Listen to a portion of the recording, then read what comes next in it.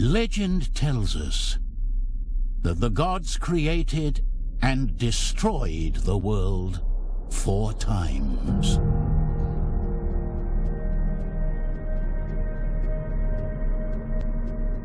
A ray of light beamed down from the sky and struck the earth. From it flowed water, spilling out over the mountains and plains. With it, life was born.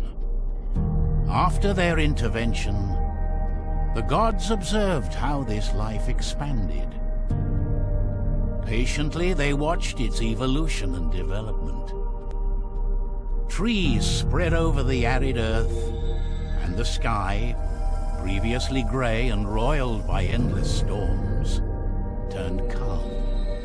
Time passed, and the ephemeral creatures that inhabited the world evolved. Intelligence and consciousness emerged. Some of the beings started to speak to their creators. They thanked them for having given their lives meaning, for things worth striving, and for dreams. With all this, something marvelous came into being. Civilization. The different peoples multiplied and flourished in harmony, sharing knowledge and becoming wiser and wiser. The gods contemplated all of this with satisfaction. But then, something happened. These creatures, who had come so far, were invaded by ambition and greed. All the knowledge accumulated over centuries, all the advances, were now being used by some to dominate others. That's when the violence started. Wars broke out like a great storm, devastating everything in its path. Everything that these beings had achieved evaporated. The gods were furious. A great firestorm razed the earth and burned down its forests. The water that emanated from the mountains evaporated. The peoples were condemned, and all intelligent creatures vanished in the flames. Then the gods decided to try again. As the teachings of his master flooded his mind, Teku opened his eyes. In front of him he saw all the stars in the firmament. Suddenly he heard a fire crackling nearby. The last thing he remembered were the voices of alarm. His home was being attacked. Then he staggered to his feet. There was no time to lose.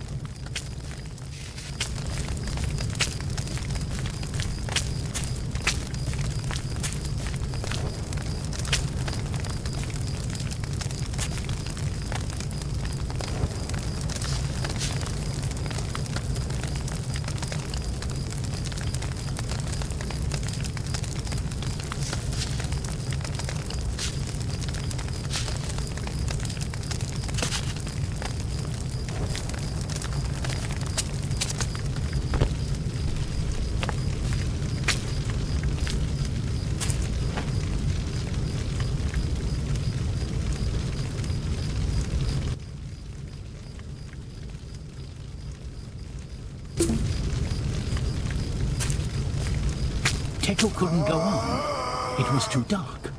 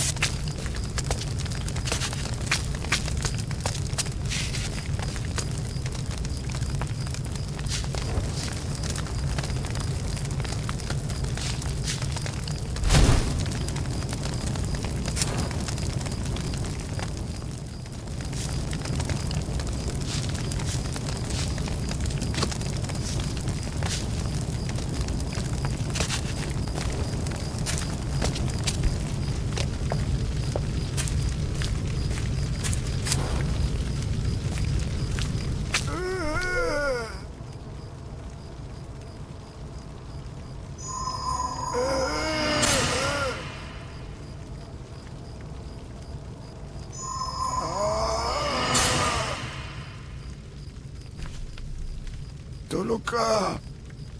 Oh no! That poor man told Teku what happened. The tribe of the Wakcha had attacked the village and captured prisoners.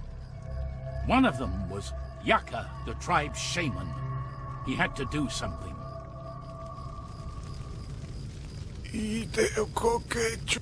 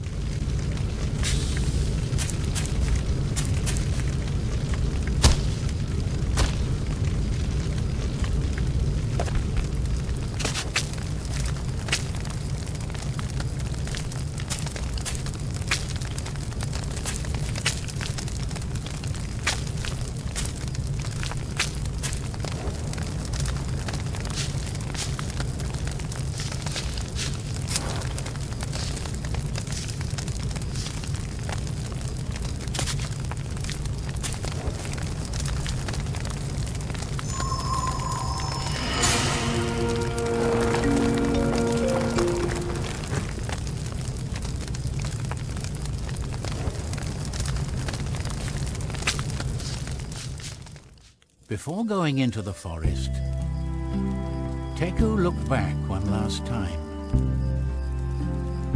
His village, once full of life, was now an immense flame that reared up against the darkness of the night sky. The few survivors left waved goodbye to Teku in a small gesture of hope. The tears streamed down their masks as they thought about all that had been lost. But there was no time to lose. He was determined to find Yaka and the rest of his men. After all, a light guide must never abandon its shaman, no matter what.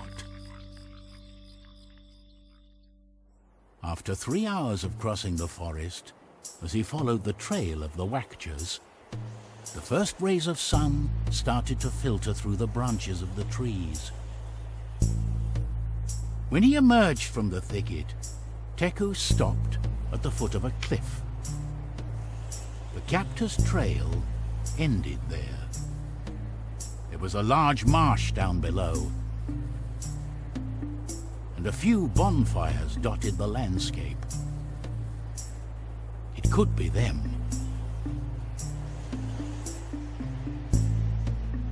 Teku leaned out over the abyss, trying to figure out the best way of getting down, without realizing that the ground he was walking on was giving way under his weight. His adventure was about to begin. Wake up, Teku! Come on!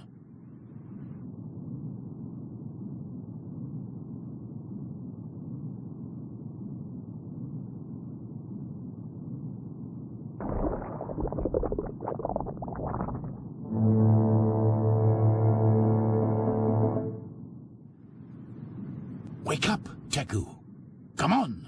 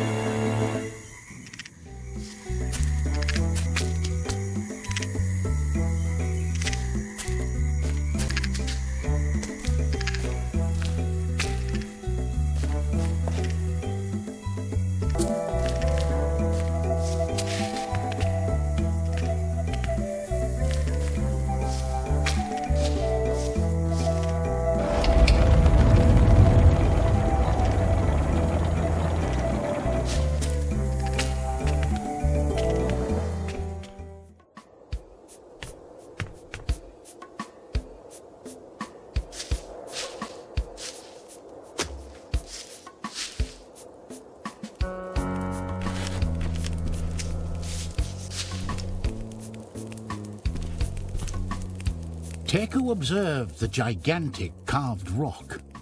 It appeared to be an effigy of a powerful toad.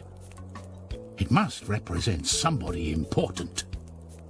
Nevertheless, the wooden structure didn't seem very stable.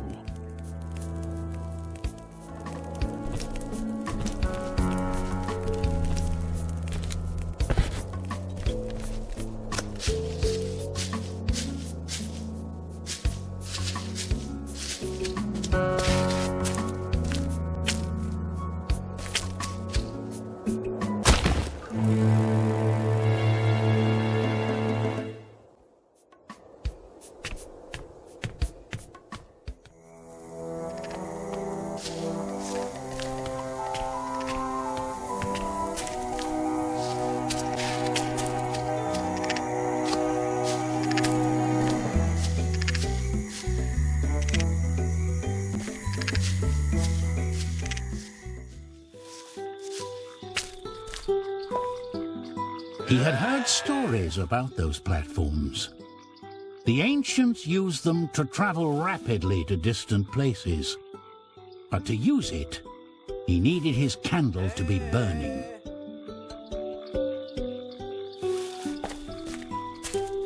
Teku immediately recognized the man who was asking for help. It was one of the bodyguards of Yaka, his tribe's shaman. He had to help him, but how could he get to him?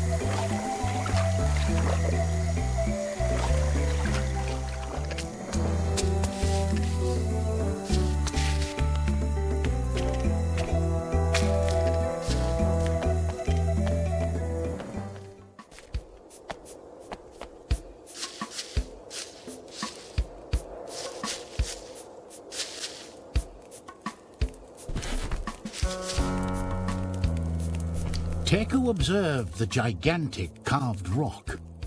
It appeared to be an effigy of a powerful toad. It must represent somebody important. Nevertheless, the wooden structure didn't seem very stable.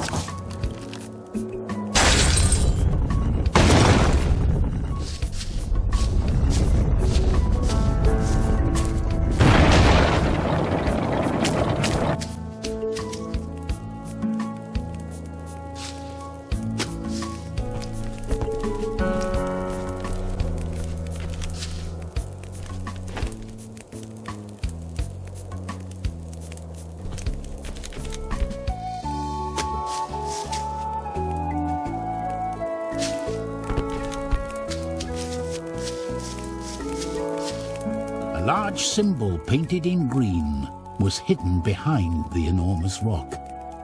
He didn't know its meaning, but he had the feeling it was something important.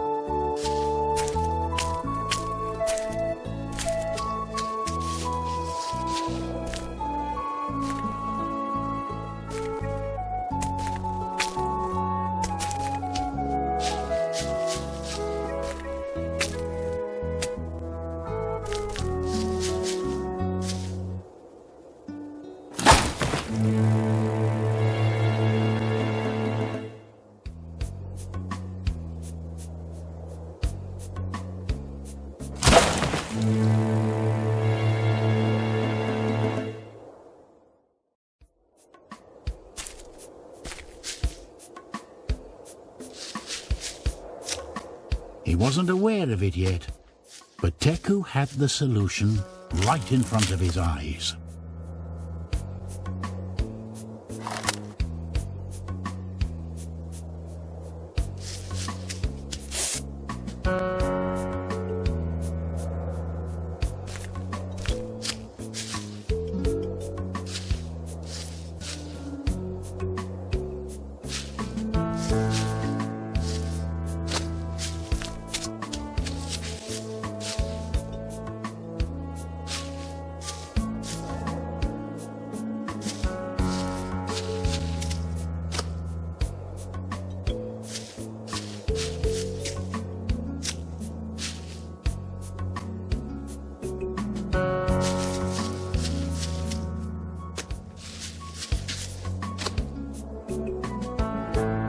A strange mechanism seemed to be controlling the water coming out of the enormous gourd. and Teku remembered having seen that symbol before.